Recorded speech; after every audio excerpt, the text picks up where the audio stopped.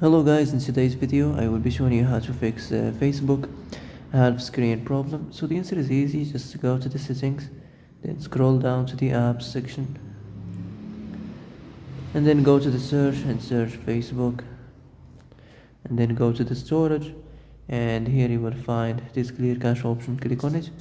Now you can go check it if it worked, and if it didn't you can try to restart your phone or turn the Wi-Fi off and on, or the Bluetooth or the airplane mode. Also you can try to clear data, but be careful. If you clear data, all this application's data will be deleted. This includes all files, the settings, the accounts, the databases, etc. So be careful if you want to clear your data. And that's it for today's video. I hope this is the answer you've been looking for. If you like this video, don't forget to like and subscribe, and see you in the next video. Thanks for watching.